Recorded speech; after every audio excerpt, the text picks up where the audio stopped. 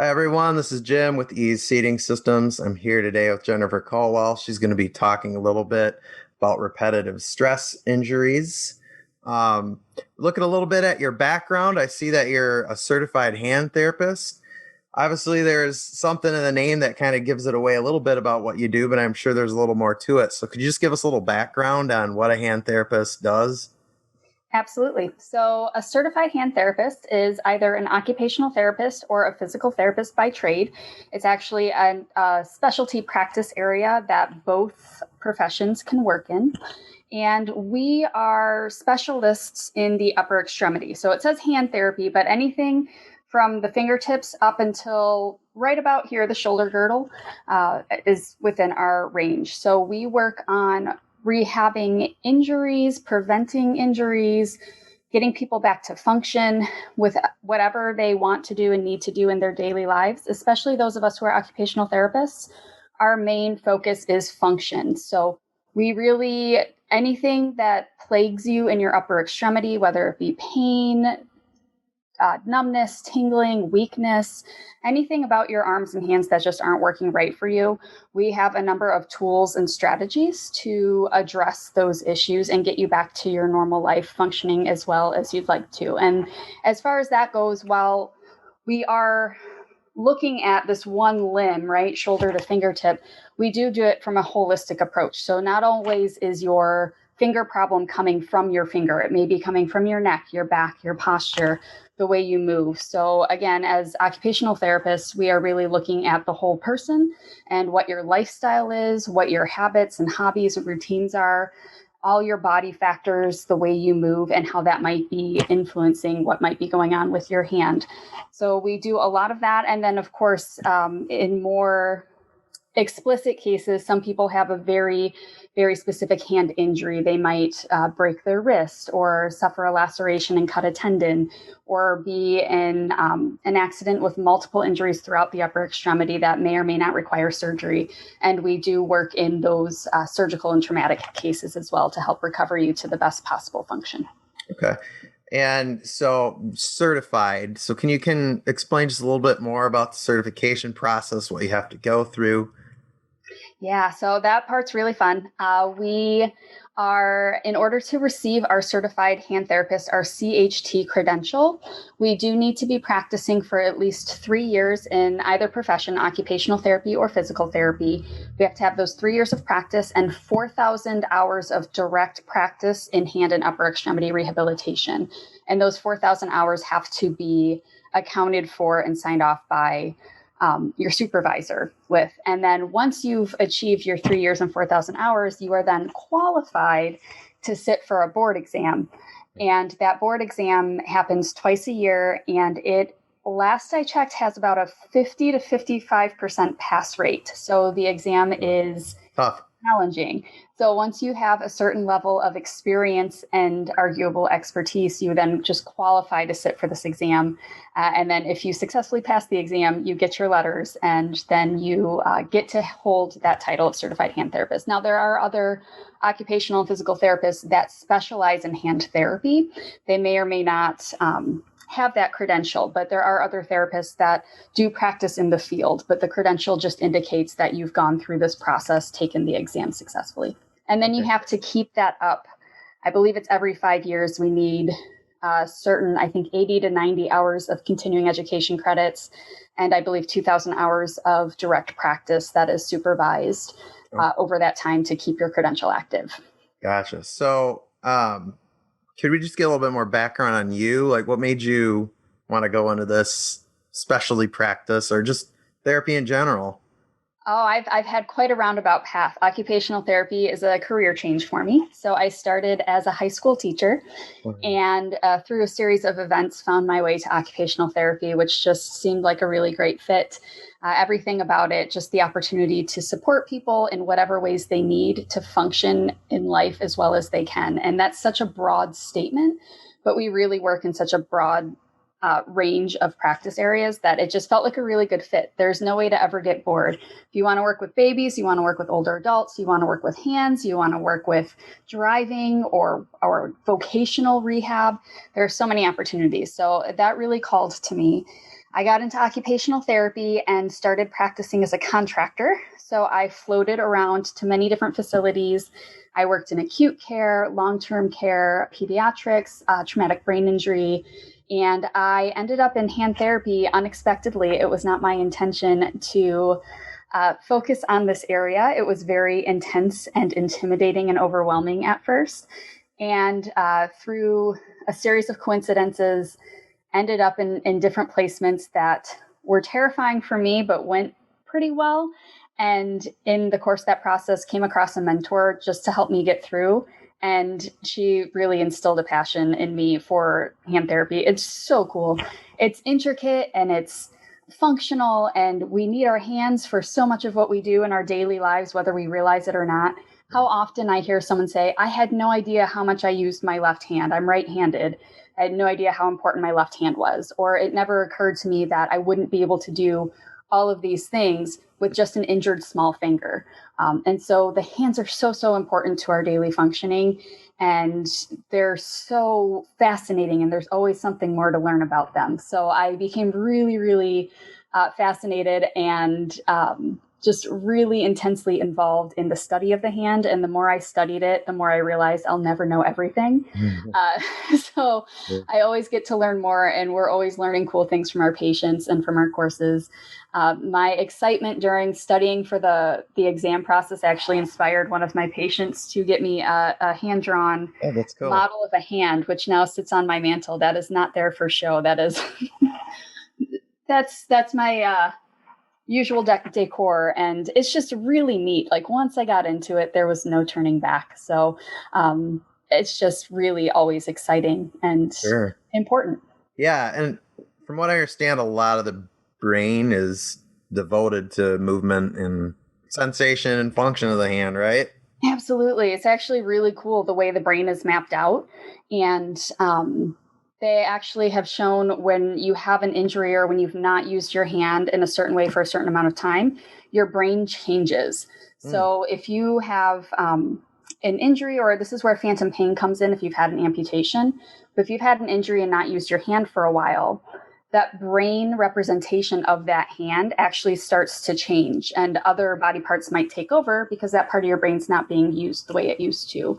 Or if you've been having a lot of pain for a really long time, sometimes that part of your brain might sort of take over and start smudging into other areas, which then really increases that focus of your brain on that injured area. So there's a lot of really cool connection. Again, we're hand therapists, but there's so much to do with the brain and the rest of the body just to get your hands to function. When you say phantom, you kind of mean like the brain almost acts as if it's there and functioning when it isn't, or can you elaborate a little more on that? Yeah, so in cases of phantom pain, this is usually with amputation, but there are some other scenarios where someone might have that. But someone may have an amputated limb and they still may feel pain or sensation in that limb. So they will feel like there's an itch that needs to be scratched, or they'll feel like maybe their toes are balling up, but their foot has been amputated.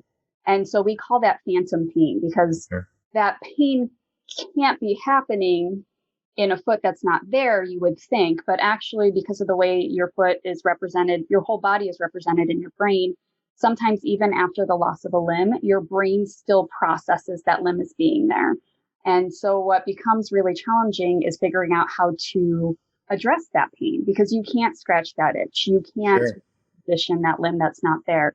So there are some techniques that we use sometimes, and a lot of it has to do with some brain retraining to teach the brain and the nerves that go to that foot how to process the existence or non-existence of that limb differently. Wow, that's very interesting. So repetitive strain injuries. So before we go into the details about individual conditions, I'm just curious, like what usual symptoms do people normally start to experience? Like what is the brain basically, or what's the body basically doing to tell the person, hey, something's not right here? What signs and symptoms should they look for? Pain, first of all. Pain, especially that doesn't seem to be associated with a direct event.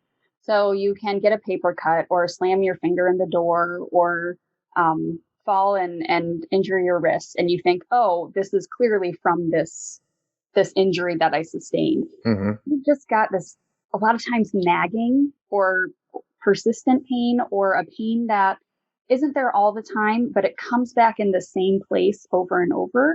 That can be a sign of a repetitive stress injury. Numbness and tingling can also be part of that as well, if you get the nerves involved. So people might have that sensation that their hand is falling asleep, or it's all pins and needly. That can be, again, there are different ways you can be injured and get these symptoms, but you can also have it come on in a way that's not obviously related to a certain injury, but getting that kind of sustained or recurrent pain in an area that you can't explain otherwise is often a sign of the repetitive stress injury. Gotcha. So, do you want to explain a little bit more? I guess I jumped a little bit ahead, but exactly what is a repetitive stress injury? And obviously, repetition's in the name, so we've kind of clued into what can cause a little bit, and I'm sure there's more there too. So yeah, and actually, so it can be called a number of different things. You may have heard repetitive stress injury, repetitive strain injury, cumulative trauma disorder, overuse injury. Those are really the common ones. Repetitive stress injury is in some ways self-explanatory. It is a stress to your tissues caused by repetition.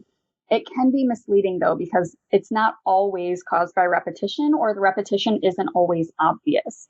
It's not always from a stressful activity either, but it's essentially your tissues, your body part, they're getting irritated over and over and over again. Mm-hmm. And it doesn't have to be from you doing the same thing over and over. So a lot of people will think, oh, well, if I type all the time, then that's repetitive. But I don't type all the time. I get this a lot.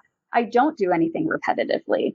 And first of all, most people do things repetitively, but it's about the movement and the motion and not necessarily the activity. So a big one is thumb pain. So a lot of people can get, it's called Decravain's tenosynovitis, but it used to be called washerwoman's thumb, and then it was called mommy's thumb, and now we're calling it texter's thumb because they're all related to these common activities that certain people tend to do.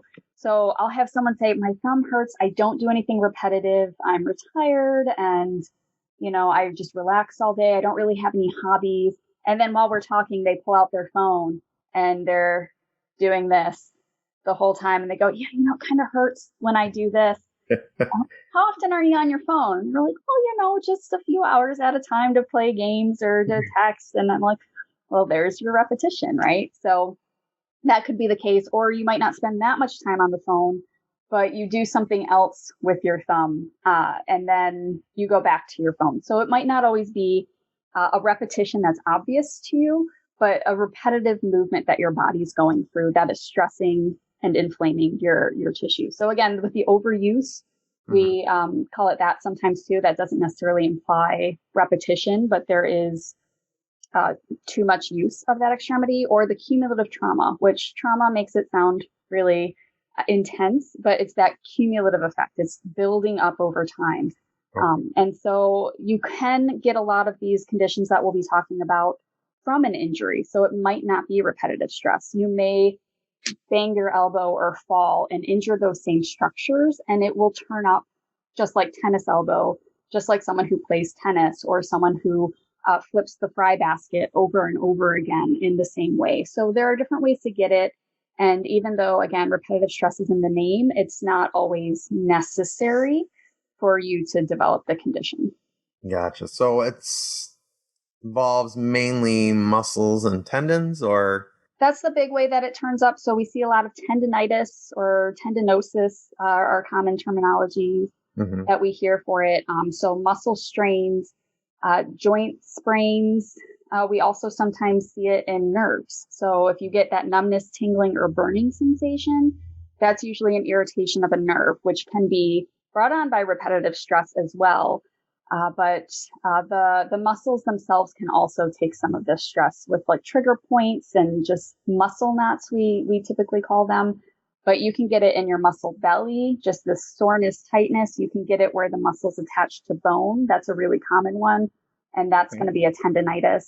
or if you get these sensations of numbness and tingling, that's going to be a sign that your nerve is involved. So really many or most of your major structures can take the abuse and end up giving you symptoms of repetitive stress injury. Gotcha. So, but in summary, you mainly see issues with muscles, tendons, or nerves. Yeah, those would be the big ones. Joints sometimes too. Arthritis. Okay. Arthritis itself isn't necessarily caused by repetitive stress, but some people will get joint pains right in their knuckles or right in their wrist, and that can come from some overuse irritation. So muscles, tendons, nerves, and joints are the main places you would see them. Gotcha. Which is almost everywhere. I guess let's talk a little bit about the conditions. I'm not sure. Do you want to start with maybe just some of the tendon issues you see? Yeah, so the really common ones, tennis elbow. Most everyone has heard of tennis elbow or thinks they might have tennis elbow, and a lot of people get it. There have been studies that show that most people by what's considered middle age will have developed tennis elbow, no matter what their hobbies or habits might be. So tennis elbow is known as lateral epicondylitis, and what that is it's a condition of the tendon that attaches to your bone on the outside. Okay. So when you have this bony area on the outside of your elbow and that's starting to give you a sharp pain, that is actually your wrist extensor. So it's a muscle that makes your wrist go backwards, and you can maybe see it on me. Mm-hmm. So a little bit of prominence when I bring my wrist firing, back. Yeah. Mm-hmm. So that muscle, people will sometimes think like, how does my wrist have anything to do with my elbow? But this wrist muscle actually spans all the way up to here. And this, we call it tennis elbow because a backhand is what would cause this in tennis. So repeatedly taking force and resistance to wrist extension like you're doing a backhand. Apologies for my form. I'm not much of a tennis player myself. And that's going to cause injury at this tendon. So it's going to cause some strain as this muscle contracts. It pulls on that bone, and that tendon gets really irritated where it attaches to the bone. So there are a few different ways that tennis elbow happens. It can be just sort of degenerative. So like over time, it just gets irritated more and more. Or it can be a more acute like inflammation. So if you say you take that one backhand and you go, oh gosh, that really hurt, that could be a sign of it there. And so again, a lot of people come in and say, I don't even play tennis. How did I get this? But I have someone who got it. I don't know if this is how they got it, but the motion that irritated them was flipping the fry basket. So they worked at a grill, and their station was the fry basket, and that's their station. They had no interest in moving from that station, but every time they had to flip across their body this motion and then resist it coming back the other way was putting stress on that elbow. So that's a common one. I gave it to myself by showing people what not to do. I spent the whole day at the clinic saying, see, look at me. If you lift something heavy like this, then it's going to cause tennis elbow. And I did that for about 8 patients in a row. And suddenly I felt, oh gosh, there it is. So it doesn't have to be tennis, but anything that's going to, if you're lifting with your palm down, anything that's going to make that muscle engage for your wrist extensors may put you at risk for injuring right there. And that tends to be like a pain, a pretty discrete pain right at that bone, or sometimes a little bit around it. So that's tennis elbow. So when you say extensors, can you just clarify a little bit for me? Yep. The muscles that extend. Okay. So your wrist extensors are the ones along this backside of your arm that are bulging on me when I bring my wrist backwards. Okay. So anything that brings your wrist backwards, again, that's like that back hand, or lifting up a suitcase or briefcase with your palm down. Anything that's making your wrist come up like this. Okay. Or putting resistance against it like that can bother those muscles that extend your wrist. Gotcha. So I'm guessing if there's a condition that affects the extensors moving this way, there's probably something for when you bend your wrist this way. Absolutely. Same thing goes. So when you make, the fingers are also involved in this one. If you make a tight fist, or if you just bend your wrist forward, same thing goes. And this comes all the way down to the bone right here. It's called your medial epicondyle. That's your funny bone. And this one's called golfer's elbow. Okay. So we've got lateral epicondylitis is on the outside. Medial epicondylitis is on the inside. This medial epicondylitis is better known as golfer's elbow because that resistance that the golf club takes when you're hitting the ball is usually going to be engaging your finger muscles and your wrist muscles in this direction. Okay. And again, anything that you can feel this bulk of muscles. So this is your, these are your flexors. So the muscles that flex your wrist, this bulk of muscles engage is going to yank on that, the tendon at that bone. And that's what's going to give you the same symptoms right in there. You're going to get pain around your funny bone and maybe some tightness and soreness throughout this muscle bulk. Gotcha. So what else can we mention about any of the tendon conditions? Oh, well, we've got the decorative veins that I mentioned earlier. That's another common one that some of us are calling texter's thumb now. Okay. So that one is like if you're doing a thumbs up sign or a hitchhiker's thumb, you can see on my transparent anatomy here, these tendons that just bulge. Yep. And those tendons get really irritated. They've got a really tiny area to go through to get through the wrist anatomy. And they are responsible for bringing your thumb up and bringing your thumb out. Okay. And those tendons can get really inflamed as well. And that's what we're seeing now more of is the scrolling on the phone. That is, I've experienced most of these at this point myself. I gave myself decorative veins for a few months, and it was from phone scrolling. I had to take all the apps off my phone that I would just scroll through. Because one day I was just going and then I thought, gosh, my thumb kind of hurts. And this is a sign to repetitive stress injuries. Sometimes it's a sudden pain, but usually it comes on slowly. A lot of people don't realize it, though. You don't realize it until it hurts. So sometimes it feels sudden. Other times you pick up something funny and you think, oh, gosh, that really hurt. That's the sign of injury. That's what you did to hurt it. But a lot of times it's just slowly aching, but in the back of your mind, you just forget about it. And then one day you think, yeah, that kind of really hurts when I do this. So that's with the texter's thumb with decorative veins. The reason it used to be called mommy's thumb is this motion of scooping up and lifting. Okay. Yeah. The thumb coming up and the wrist coming up. Yeah. All the time, hundreds of times a day, tends to cause a lot of. I know I've had that when my daughter was an infant and really young. That's how I would pick her up too. And I remember that starting to hurt. So I had to use a different way of scooping her up. Absolutely. And so that's a really big one. I work with a lot of people who are new mothers, new fathers, grandparents, and a lot of them have this, whether or not it was from the kid. If they've got a kid, they've got to know how to manage it. So working on either picking them up a different way, kind of getting a scoop, or if you're going to be picking them up like this, not doing this motion. So this motion tends to really aggravate it. The case with a lot of these tendinitises is that it hurts when you engage that muscle. So for the tennis elbow, it hurts to do this. For the decorative veins, it hurts to do this. But it also hurts to stretch that muscle. So when you activate the muscle, it hurts, but also when you stretch it in the opposite direction, like this, that also tends to hurt. So for picking up someone, not lifting them with this scooping motion, starting with a really solid neutral position and keeping that stable, or finding a different way to do it. Those are sort of the keys. So those are I'd say the big three from the elbow down anyway, as far as the tendinitis conditions that we see a lot. Okay. What about in the shoulder? Rotator cuff? Rotator cuff injuries are the big one in the shoulder. They can be tears, is what a lot of times people will hear them called, or strains or sprains. The tear sounds scary because anything that's torn sounds horrible.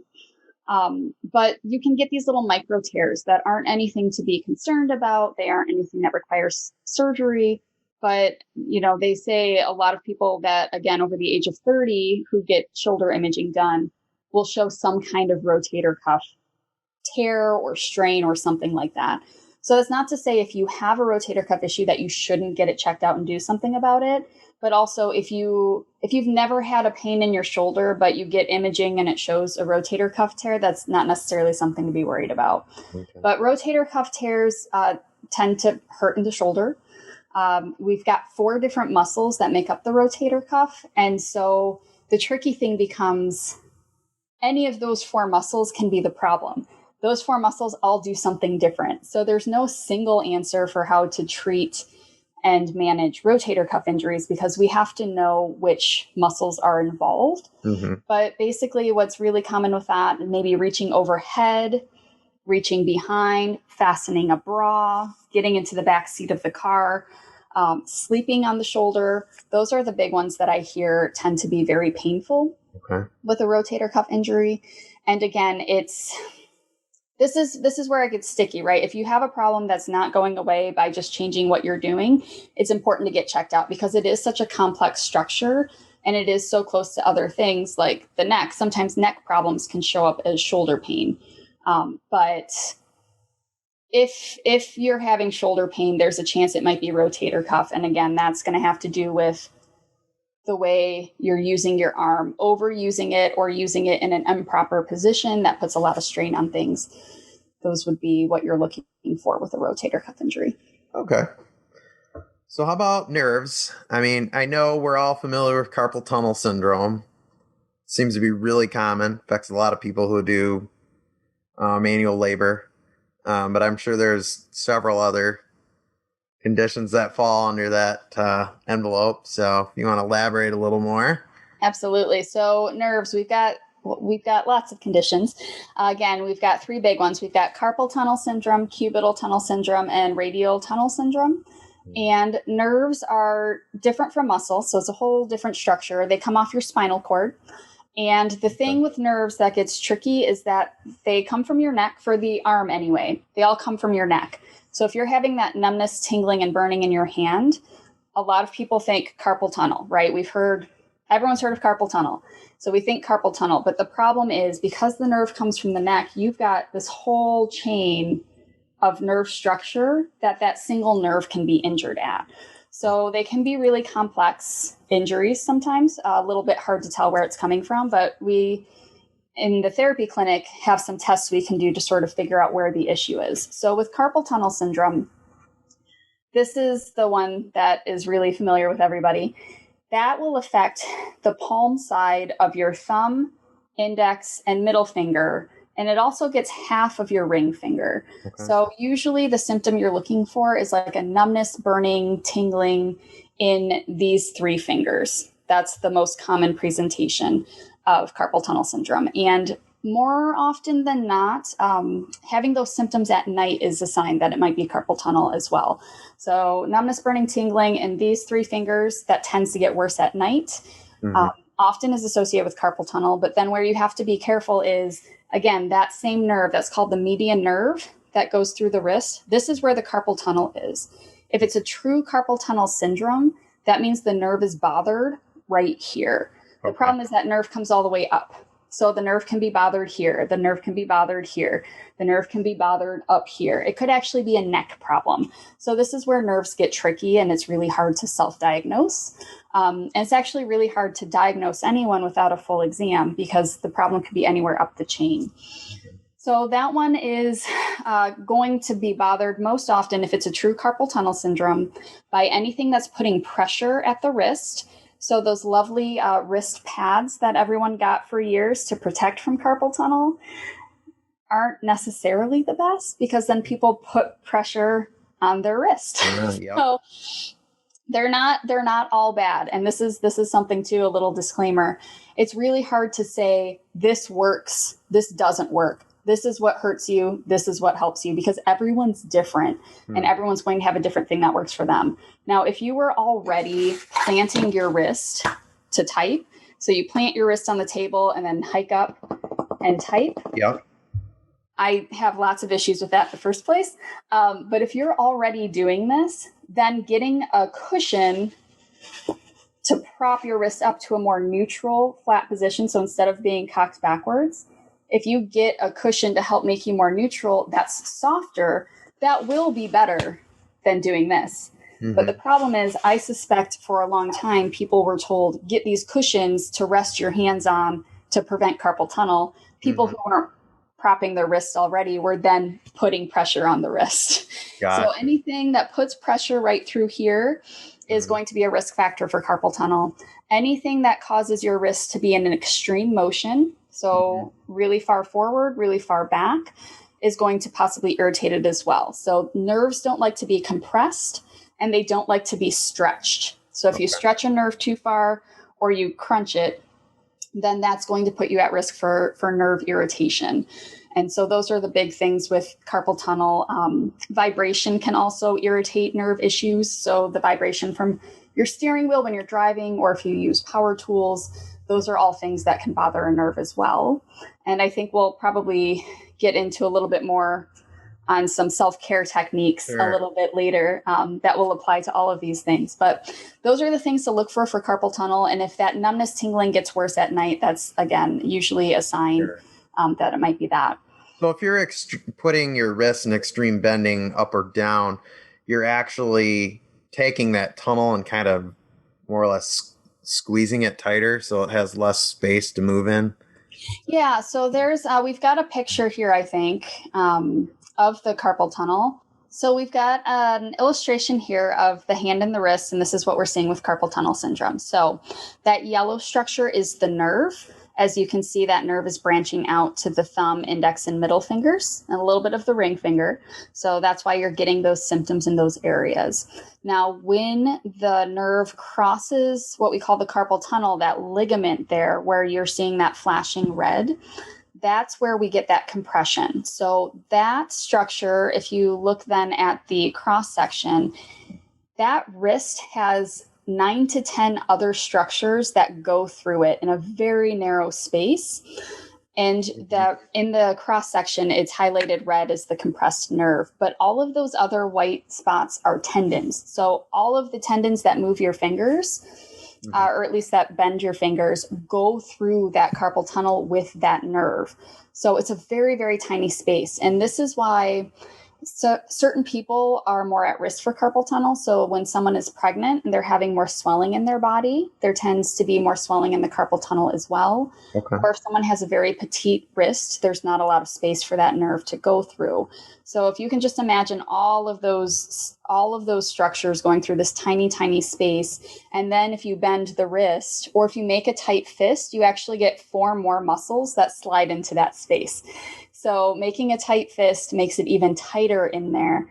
So that nerve is just getting crunched, and then you're putting it in an awkward position and putting even more tension or stress on it by bending your wrists in really extreme motions one way or the other. And that's how, especially when the nerve is irritated specifically at the carpal tunnel and it's a true carpal tunnel syndrome, that's why that nerve is so easy to bother and why it's so common, because it really has not a lot of space to breathe. And then if you're taking some of that space away, that's going to just set you up for possible injury. Sure. So carpal tunnel syndrome, are there any other conditions that affect that median nerve you're discussing? The median nerve can be affected all the way up the chain. The carpal tunnel syndrome is a really common one and the one most people know about. And I'd say probably one of the ones I see most. Mm-hmm. It can be irritated in this muscle belly. It's called pronator syndrome, or where it crosses the elbow here, called Lacerta syndrome. So there are lots of places that nerve can get irritated, which again is why it's really important to get checked out. So there are some things you can do, like get a wrist splint that keeps your wrist perfectly straight, and that brings your wrist back, and we can talk about that later. But keeping your wrist perfectly straight, if that calms things down, that might be an indicator that your nerve's bothered here.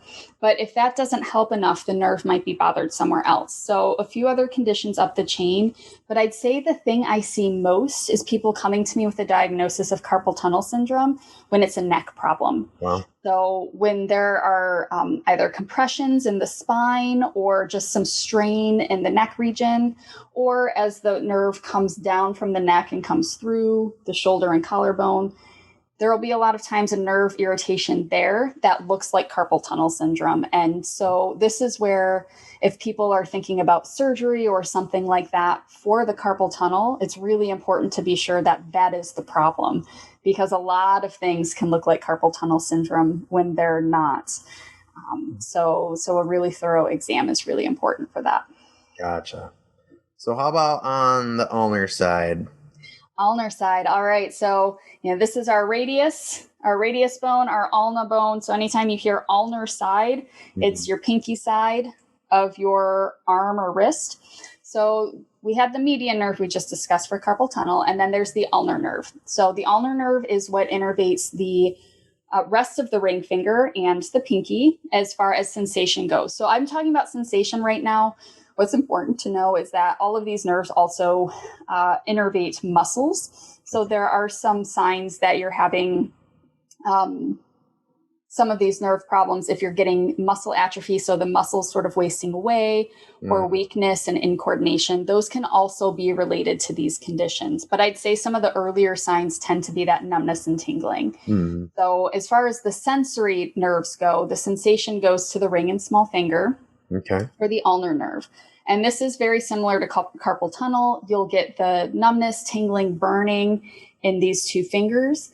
And this one, the anatomy is a little different. So the ulnar nerve, similar to what you saw with the median nerve there, it crosses the wrist. So some people have an irritation of the nerve here at what we call Guillen's canal. So if you're resting, I see this a lot with people who rest their hands on their desk when they're mousing, and they put a lot of pressure right there. Or sometimes certain athletes that use baseball or golf, anything that has a club or an implement that's putting pressure right here, that can lead to some of that. Or bikers.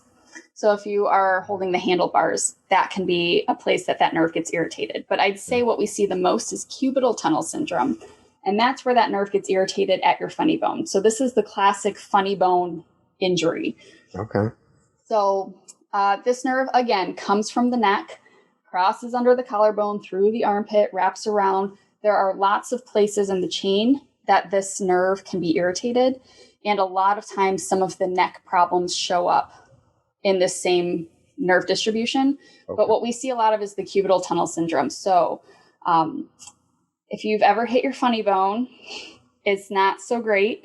It's really uncomfortable. And what you're doing is you're whacking the nerve. So everyone's anatomy is a little bit different. Some people's nerve crosses differently, but essentially like my nerve crosses right through those two bones in that divot. And if I touch this enough and irritate it, my fingers will go numb. So that can be caused by leaning on your elbow. So you're putting pressure. Again, we talked about not putting pressure on your nerves. If you are an elbow leaner, that can irritate that nerve.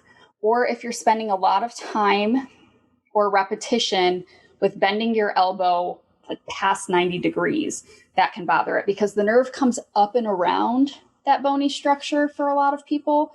So right now it's relaxed, but the more I stretch, the more that nerve pulls up and around. So worst thing I can do is sleep in the fetal position. Oh, okay. So if I'm sleeping in the fetal position, I've got my wrist flexion extreme, which is bothering my median nerve at the carpal tunnel. And I've got my elbow flexion extreme, which is putting tension on the ulnar nerve at the cubital tunnel. And I'd say that's one of the big things. I've had a lot of people come to me with carpal or cubital tunnel syndrome. And I say, stop sleeping in the fetal position, which is really hard to do. But if they can be successful at that, sometimes that's enough to make this go away. Wow. It's a big one for me. I actually injured my ulnar nerve a few years ago by bumping it. So this one was not a cumulative trauma. Okay. I ran into a wall with my funny bone very hard. And so that nerve's been irritated ever since. I've gotten it to calm down. It doesn't bother me anymore on a day-to-day basis. But if I spend too many nights in a row sleeping in this position, I will wake up with a numb hand. So that's one of my big ones to recommend, is avoiding sleeping in this cramped up, curled up position, because that will very likely bother your nerve. And if you're ever waking up in the middle of the night or in the morning with your pins and needles in these two fingers, take a look at how you're sleeping. And if that's probably what's going on. Gotcha. So now how about the radial side? Yeah, so the radial nerve. So these are all branches off the brachial plexus and off the spinal cord.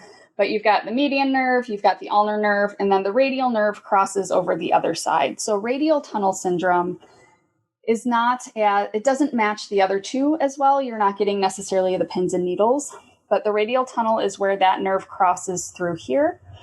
And a lot of people will experience this more as a pain or sometimes a burning more than a numbness and tingling. And what is notable about this nerve, about radial tunnel syndrome, is that it's often confused for tennis elbow.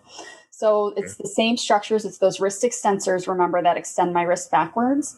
And if that gets irritated, that nerve gets irritated in that space, which if you've got tennis elbow, sometimes these come together. If you've got tennis elbow, or if you're using these muscles a lot, there can be irritation on that nerve. And so it will sometimes look like something else. But it needs to be treated a little bit differently, which is important to know. But that one, again, that's going to be less of a numbness and tingling for most people, and it'll be more of a pain, ache, or burning along this area.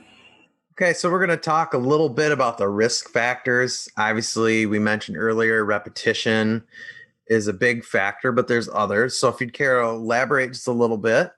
Absolutely. So repetition, repetitive motions, excessive force. So again, it doesn't have to be repetition. Anything that you're doing with a lot of force, trying to open a jar that's really, really tight and putting a lot of stress on your thumb to do that.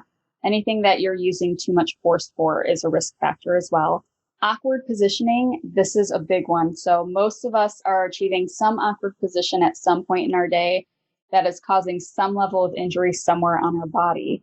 So I think we have a few photos of some examples of awkward positioning that you may or may not resonate with.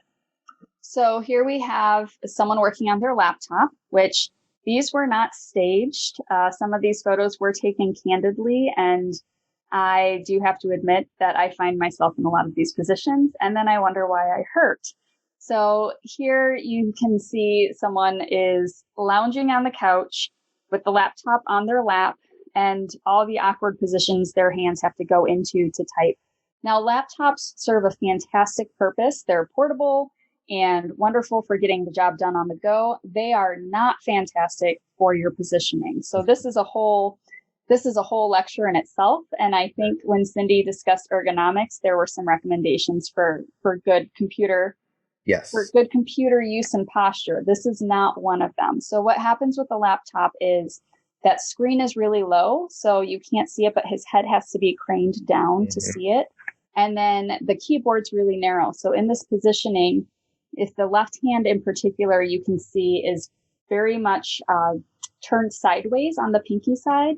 So a lot of people end up getting pain or strain at that pinky side of the wrist, the ulnar wrist, from this position. And then that pinky is up in the air and it just is hovering there. So I encourage you all to kind of check when you're typing to see if your small finger does that as well, if it just sort of hangs out in space, because that is a pretty significant hyperextension he has there. And a lot of people will come in with pinky pain at that joint because it's being moved in awkward ways that it doesn't need to be moved. And this is a very, very common position for the wrist and hand when you're working on a laptop, especially if you're doing so in a very comfortable lounged couch positioning like he is. So for people who have injuries, is it pretty much recommended if they work on a computer most of the day to not use a laptop? Do you recommend people using a desktop? Or if you're working on a laptop most of the day, you can use the laptop as your machine, but it is highly recommended to get implements to make your setup better. So either using the laptop screen and then using a separate keyboard and mouse, or if you don't have the keyboard but you have a spare monitor, you can use the monitor. But what you need is you need a monitor that's the top of the screen is at about eye level. And so whether that be the laptop being raised or using a monitor, either way is fine. But then you need a keyboard that's more just above your lap. So if you are sitting with your elbows at about 90 degrees or a little bit lower than that, that should comfortably hit the keyboard. Problem is you can't have both of those things with a laptop. So if you're going to be at the computer for an extended period and you're working based off of a laptop, it's usually recommended among a number of other changes with your chair and your desk height. But the computer itself, you should have an external keyboard and mouse or some setup that allows you to have the monitor near your eye level and your keyboard near your lap level. All right, so here we have still working on the laptop, but at a computer. So posture, arguably a little bit better, but there are some issues here as well. So one thing is that elbow lean over on the left elbow. So the elbow is both bent a little too much past 90, and it's also resting on the table. So that is setting up all sorts of trouble for that ulnar nerve as it crosses at the elbow where your funny bone is. But also, in order to see the computer screen properly, you see the neck is really forward. So it looks like he's leaning his head forward to be able to see. This is something that's important to note as well. If you've got eye trouble, if you should be wearing glasses, it's really important to do so. And it's important to have the font on your screen a viewable size that's easy for you to see, and the screen to be a good distance away. Because what happens is if you're having trouble seeing the screen, you tend to lean into this forward neck posture. And even if that nerve doesn't get bothered at his elbow from leaning at it, there's a good chance he might be putting strain on the nerve up at the neck level. So then he's all crunched up in the chair there, which is sometimes comfortable for short periods of time, but it is putting all sorts of strain on the back. If you're As soon as one piece of your chain is out of line, it sends the next, it's a domino effect. The next part of the chain has to go out of line to balance it out. So this is not a great seated posture, but I'm mostly concerned there about leaning on the elbow, the neck reaching forward, and then with his right arm, he's actually having to reach across his body to reach that laptop. So all sorts of awkward here. Gotcha. And then we have this one here. Yep. So we're on the couch this time, but a little bit maybe better posture on the couch, this time using a tablet, not that laptop, but we've got elbow leaning again. This time the elbow is, the pressure is not necessarily on the inside of his elbow, but pressure on the outside of the elbow can also bother that tendon, like when you get with tennis elbow. So if someone has tennis elbow already or they're prone to it, that position on the outside of the elbow, having that pressure for a long time could really bother it. Mm-hmm. And then that spine is all sorts of out of alignment by leaning over to the side. And a note about awkward posture, there's no such thing as one right posture. We have some recommendations for optimal posturing, but as long as you can get in and out of it easily and you're not staying in the same space for a sustained period, it's not a problem to get into this position for just a moment to get comfortable. But once you start reading something or watching something and you're staying here for any sustained amount of time, that's when you're starting to have trouble. So I'm not trying to position shame people into not getting into their comfiest position for a few minutes. Sure. You know, and everyone always catches you. So this individual was caught at an awkward moment and got a candid photo taken of their posture. Sure. But it's not a problem that he was there in the first place. It's just a problem if he stays there. The issue is most of us tend to stay there for an extended period of time. And then let's see. Here's an example of poor positioning of the wrist, looks like. Yep. So this is a poor reach. This is the position that tends to cause or aggravate tennis elbow. So that elbow is extended, and actually I would pick on it being a little hyperextended, which could irritate the elbow. But then when they're lifting up that heavy bag from a distance, you've got extra weight because of the leverage. It's so far from your body. And all of that force is going through those wrist extensors, the muscles that extend your wrist, because you're resisting a heavy weight far from your body. And so you can see how this would aggravate a condition of tennis elbow, because it's everything about that position that tends to lead to or bother that pain at the outside of the elbow. Yeah, it looks like it would be a good shoulder workout too. Oh, yeah. By aggravating the rotator cuff. Absolutely, especially if that shoulder's getting rotated inward. So all sorts of ways this could be bothersome, but this is a big sign of lateral epicondylitis or tennis elbow is having pain when you lift something like this. And this is why it's that positioning that's not optimal. You should get closer to the bag. You should bring it closer to your body. And if possible, lift it up with what we call a neutral position, which would be like a handshake, thumbs up position rather than palm down. Sure. And then handwriting. Writing's a big one, especially for individuals with thumb arthritis, but also that decravanes tendonitis can be painful, and even elbow conditions, if they're bothered enough, can be bothered by writing. And this is my poor thumb. This is actually how my thumb goes when I write if I'm not careful. So hopefully it's clear that one joint is hyperextending. So that the tip joint by my thumbnail is bending a little too much, and the next joint down is hyperextending. It's kind of going backwards, and that's not great. That tends to lead to all sorts of pain and instability, and may or may not have some arthritis tendencies down the road. But I do get thumb pain, and it gets worse when I write, and this is why. Again, I'd like to remind everyone, if your thumb does this does not mean you are in trouble. If it does not bother you, it's not a problem. Mm-hmm. The issue is it's never a problem until it's a problem. So if something starts to hurt, you can start to examine some of these things. If you have pain with writing in your thumb and your thumb looks like this, it may be why. But you may write like this your entire life and never have a single day of trouble, and that's absolutely fine. But for me, I have thumb pain, and it's very, very related to the way I hold my pen. So what you're saying is even therapists aren't perfect. Oh, we absolutely are not.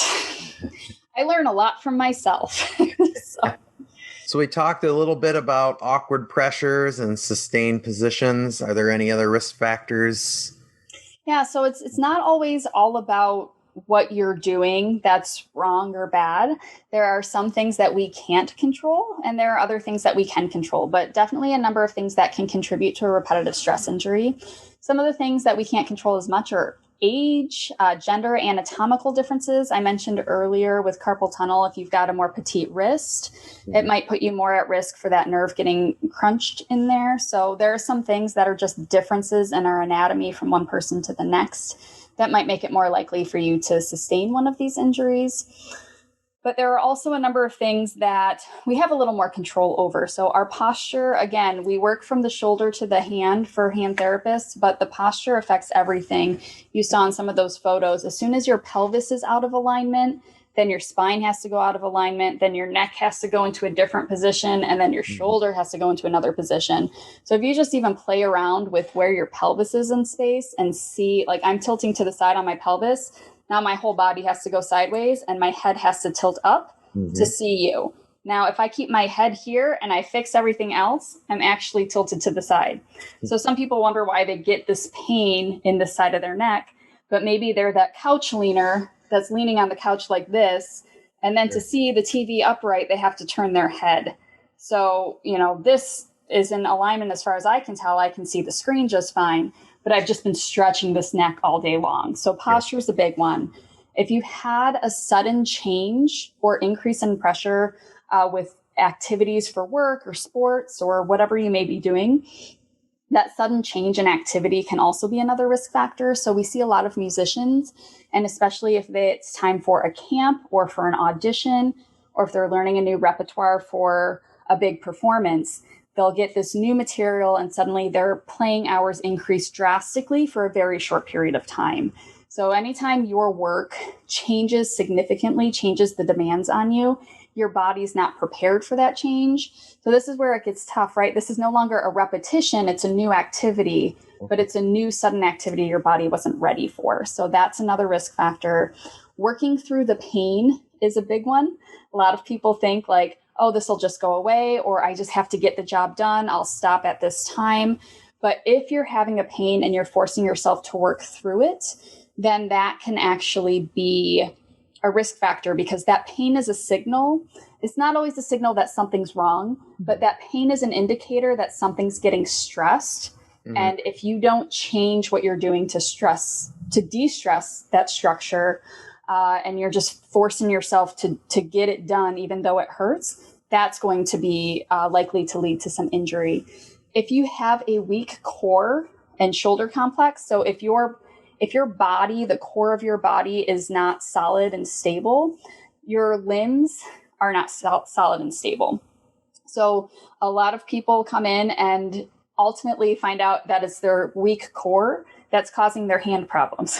Because if you can't be solid here, you move funny out here. And that's when you see people reaching for that bag in an awkward position. Instead of using their strong core and moving towards it, they're relying on these tinier, weaker structures to do all the work. So very important to focus on what we call proximal stability. So the chest and torso and shoulders and core being nice and stable and strong to have a good base for your arms and hands to work off of.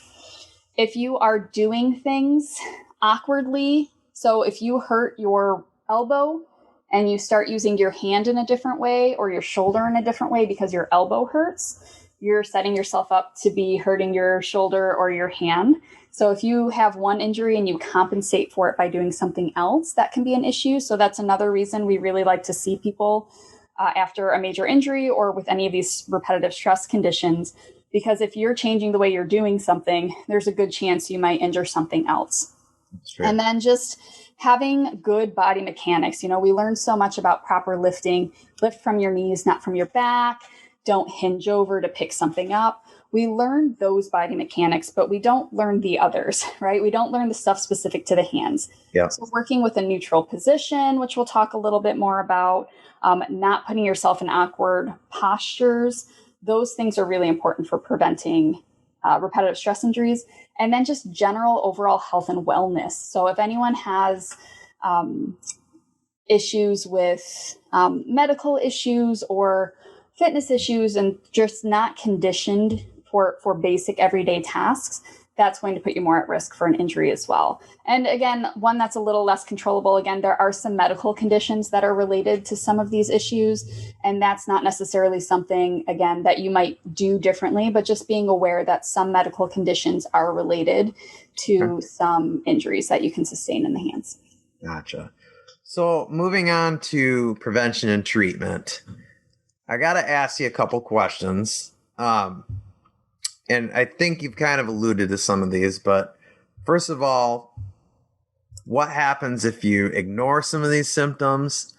And then at what point should you so let's say you have some of these, at what point should you seek medical care?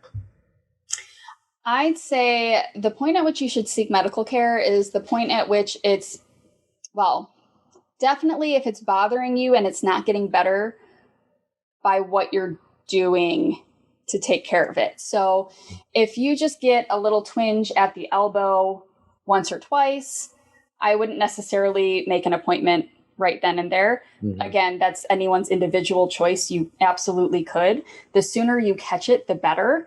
I have lots of people come in and they say, I mentioned to my doctor that my finger hurt a little, and then they made me come here and I don't know why I'm here. It doesn't really bother me. It doesn't stop me from day-to-day functioning. Mm-hmm. It just hurts a little sometimes. So I always say, okay, well, hey, let's talk through some things. And if you decide you don't need this, then it was nice to meet you and farewell. But almost always we find out that it's part of something more. And when that's the case, then we don't necessarily have this long slew of therapy visits. We maybe meet once or twice, talk about how you can use your hand differently, and then that finger stops hurting or it gets less painful. And that's all we're looking for. So again, the earlier, the better.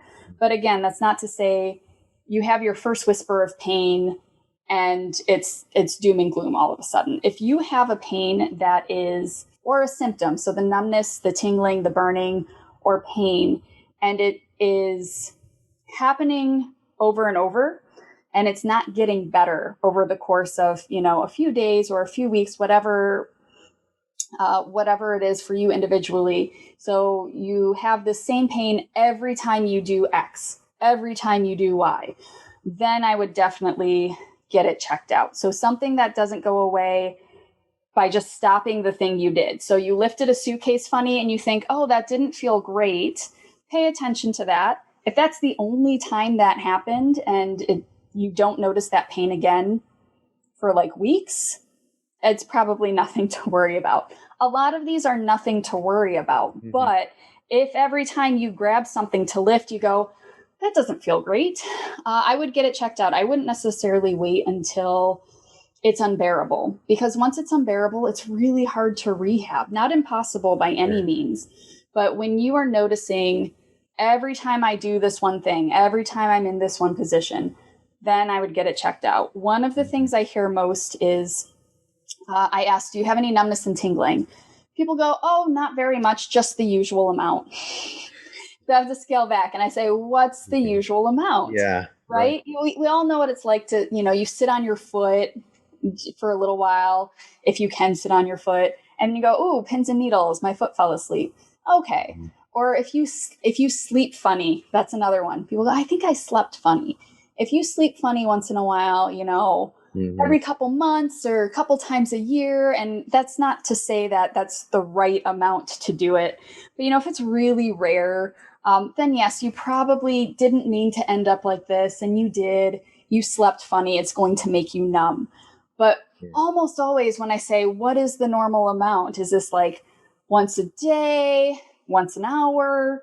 Is it like once a month? And they almost say, oh, it's like half of the day every day. I think that's not the normal amount. Sure. So, sure.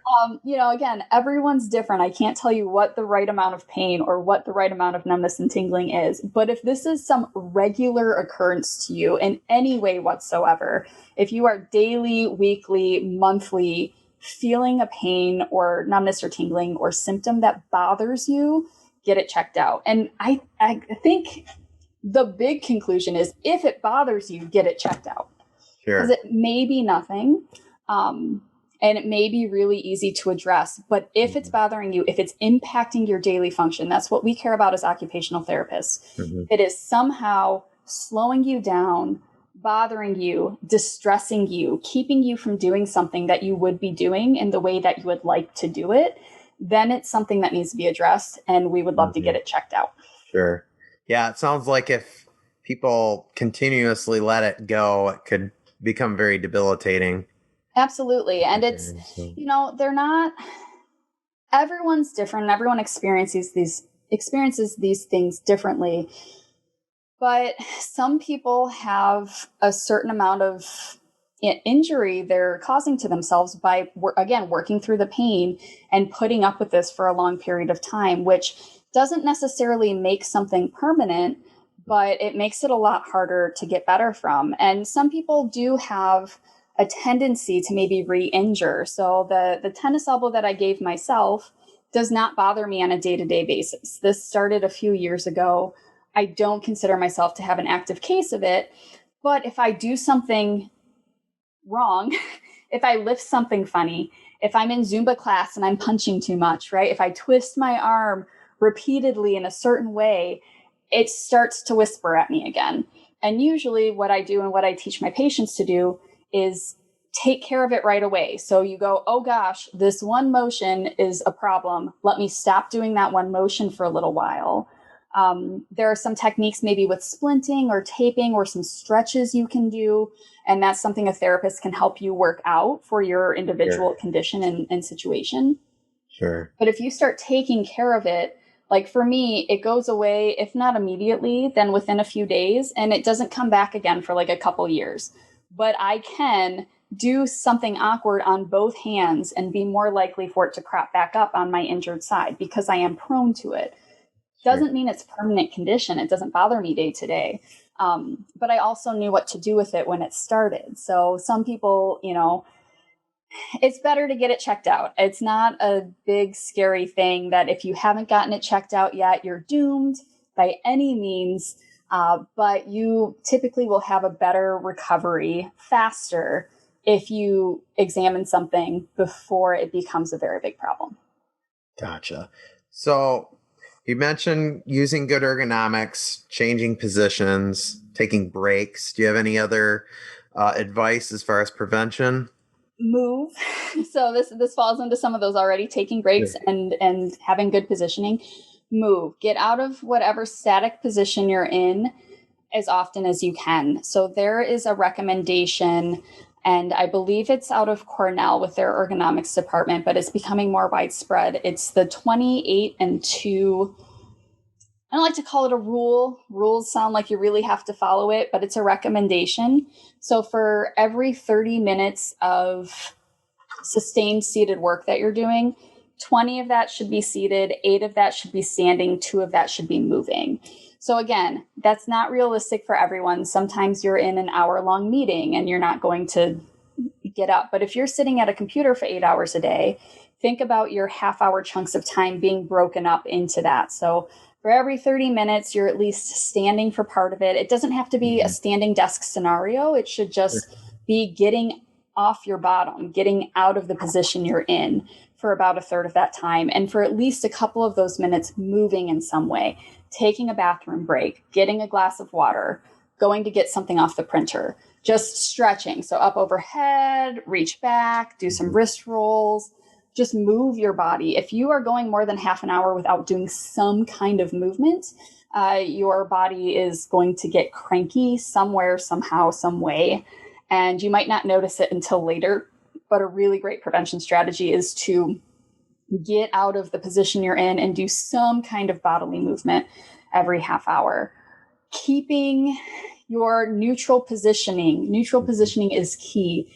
Again, there's recommended good posture, but there's no one right posture for everyone all the time.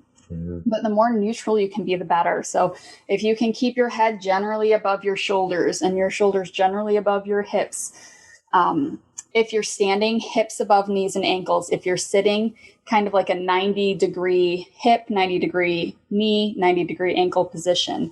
So having just good alignment there is going to put you in a good position. Again, not necessarily staying here all the time, but if you're about to do something active, to have that base positioning in place. And then for the hands, this is really key. So neutral positioning being this handshake position. So we're spending most of the day with our palms down. This is called pronation. And this position tends to get it can get irritating for some people at the side of the wrist, at the back of the hand and the fingers, because our bodies were not built to be here all day. So if you're going to lift something, being in this neutral position. I personally have a mouse that I like this one a lot. It's not for everyone, but it keeps my wrist in a somewhat neutral position instead of being twisted down all day. So the more you can do with your palms in, your thumbs up, for most people, for most activities, that's good. And not having any joint be in a hyper anything position. So my elbow, when it goes backwards, if I'm doing things with a backwards elbow, like push-ups or planks or leaning on it to get a dish out of the cupboard, that's going to be aggravating.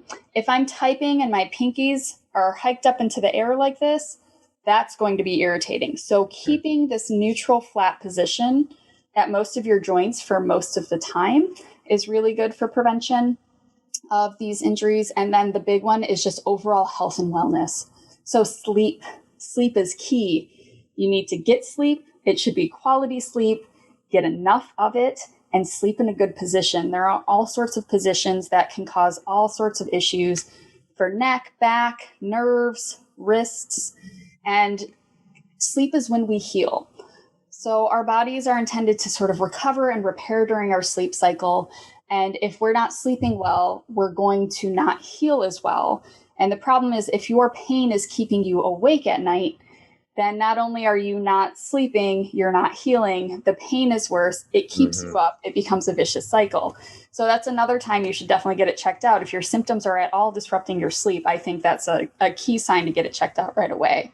And drinking lots of water, keeping up with your nutrition, whatever that means for you, having a balanced diet, making sure you're keeping up with your regular medical checkups and any conditions you might have are being well managed, either by exercise, diet, nutrition, whatever you've decided with your doctor.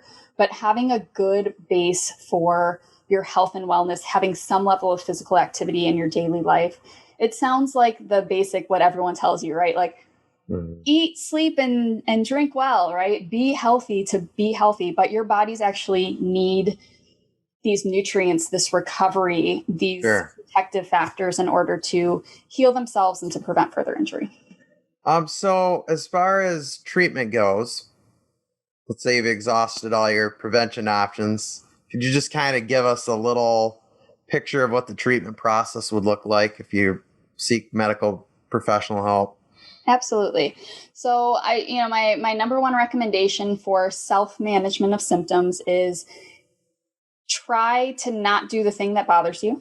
If you say, this is what hurts, and that's not to say work, right? Like work hurts, well, don't work, or cooking hurts, well, don't cook.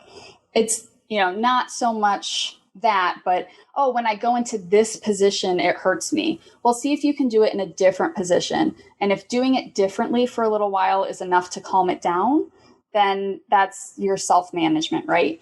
Anything beyond that, or anything that persists in a way that you can't control it by just changing that thing very simply, I would pursue medical attention or therapy for. So the process for that would usually be, at least where we are in the state of Michigan, seeing your primary care physician and discussing the issue with them. And if you do pursue therapy, you need an order or a prescription for therapy from the doctor. In our case, our hand therapists are all occupational therapists, so it would be an occupational therapy order. But whoever your primary care physician is, or if you've been referred to a specialist, maybe you've been having a hand problem for a long time, and you've already been referred to, say, a hand surgeon or hand specialist, then you can have that discussion with them. But they'll send you a referral to therapy, and then you come to see us. And then what we do is we do an evaluation. So what we're looking for, we always check people's what we call occupational profile. So we learn about you, what you do, what's important to you, what your day looks like, what your life looks like. And based on that, based on your history, both your medical history and the history of your condition, we then sort of decide what might be going on. And from there, we run some tests. So this is where I mentioned earlier, a lot of conditions look like another condition, which is why it's really hard to self-treat or really hard to give general advice to the public, right? Oh, if your hand is numb, do this. Well, it could be a number of things. So what we do in the clinic, we just run through some tests. A lot of times there's some strength tests or sensation tests, or we tell you to do this. And if this hurts where we think it will for this condition, that's a sign that it might be the thing we're thinking. Okay. So we just run you through a few exams that are not too brutal. And from there, we gather information to decide what might be going on. And very often we keep people on for therapy after that evaluation. If we can see what's going on, we decide how we can best treat it. And so therapy can be anywhere from, a single visit sometimes to just a couple visits, or regular weekly appointments for a month or two. Mm-hmm. It really varies. But within sessions, we do a lot of education, especially as occupational therapists. We go through your activities, your daily job, your hobbies. We sometimes have you simulate your work in clinic if you can bring your equipment in, and we see what might be causing the problem. Is it something we can change with the way you're doing it? Is there something we can change about your equipment? Is it something we can change about taking more breaks? Anything like that. Or, hey, maybe you need more strength to do this activity. Then we work on strengthening. So we really examine what might be causing the problem. And from there, we've got a number of techniques depending on what you need. So we can do exercises, stretches. We have modalities in clinic that help with some inflammation and healing. So things like, you might be familiar with ultrasound or laser.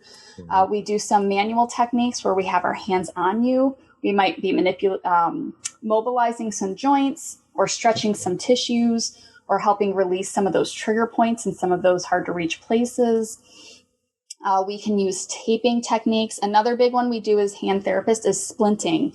So I think we have a photo of a splint as well that helped me a lot with my bad thumb that I noted earlier. So here is an example of a splint. So we sometimes, there are splints you can get off the shelf, and there are also splints that we can make custom for you just to fit you for the activity you need it for.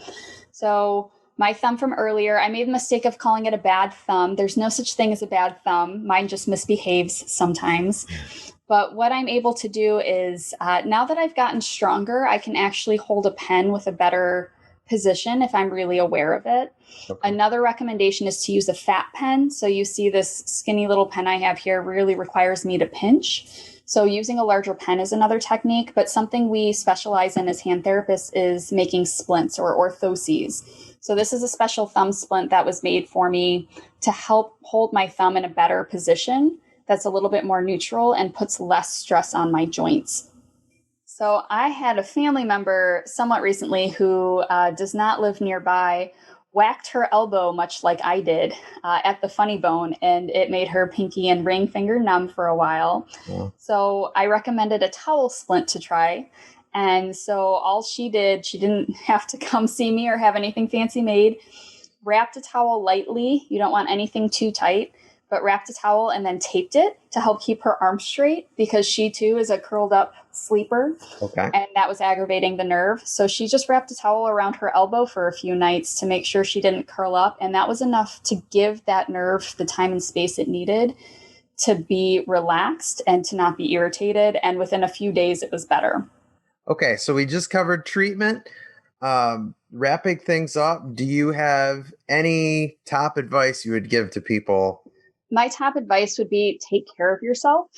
I know that's something that is cliche and said all the time, but if something seems wrong, get it checked out. If something doesn't feel right, don't force yourself to do it. It's not to say you can't or should not do the thing that feels bad, but there's probably a different way to do it that won't feel bad. So, if something feels off, your first thing you can do is change the way you're doing that thing. And if that's enough to solve your issue, then it was maybe a body mechanics thing or something that just required a little time to recover or heal up from being irritated. But if anything is at all nagging, if anything sticks around, you change the way you're doing something and it still bothers you.